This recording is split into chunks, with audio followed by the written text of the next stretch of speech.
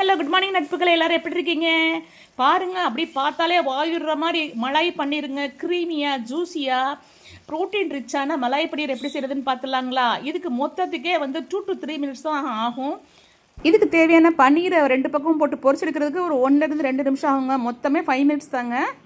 ஒரு தவால கொஞ்சோண்டு பட்டர் போட்டு இந்த மாதிரி பன்னீரை கியூப் போட்டு பொரிச்சு எடுத்துட்டேங்க. இப்போ நாம அதே தவால ஒரு பெரிய வெங்காயம், ஒரு 3 பச்சை மிளகா, கொஞ்சோண்டு வெள்ளைப்பூடு, ஒரே ஒரு ஆப்பிள் தக்காளிங்க கட் பண்ணி போட்டு வதக்கிக்கலாங்க. அது கூட கொஞ்சம் பிங்க் சால்ட் போட்டுக்கலாங்க. சம்பா லீஃப் போட்டிருக்கேங்க, அது ஆப்ஷனல் பாருங்க. எதுவுமே வதங்கக்கூடாது. ஒரு மைல்டு குக்கு, ஒரு 2% குக் ஆனால் போதுங்க. அங்கே பெப்பர் ஜீரக பொடி போட்டுக்கலாங்க. கொஞ்சம் நாட்டு சக்கரை போட்டுக்கலாங்க. போட்டோட இந்த மாதிரி இலகி வருங்க. அப்போ நம்ம வந்து 2 ஸ்லைஸ் சீஸ் போட்டுக்கலாங்க. பாருங்க ஃப்ரெண்ட்ஸ், சீஸ் எல்லாம் நல்லா மெல்ட் ஆகி இப்படி ஒரு க்ரீமி கன்சிஸ்டன்சி வந்துடுங்க. இந்த சமயத்தில் நாம் வந்து வச்சுக்கிற பன்னீர் க்யூப்ஸ் பொரிச்சு வச்சுக்கிறோம் இல்லைங்களா, அதை வந்து நான் தவாலை போட்டு தான் பொரிச்சு வச்சுக்கிறேங்க. 2 பக்கமும் இதை போட்டுக்கலாங்க. நம்மளுடைய க்ரீமியான ஜூஸியான மலாய் பன்னீர் ரெடி ஆயிடுச்சுங்க.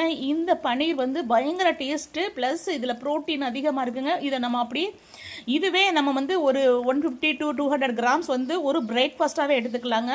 ஃபில்லிங்காக இருக்கும், சேம் டைம்ஸ் எல்லா நியூட்ரியன்ஸும் இருக்கும். இதை பற்றி டீட்டெயில்ஸ் நான் டிஸ்கிரிப்ஷனில் போட்டிருக்கேன், பார்த்துக்குங்க.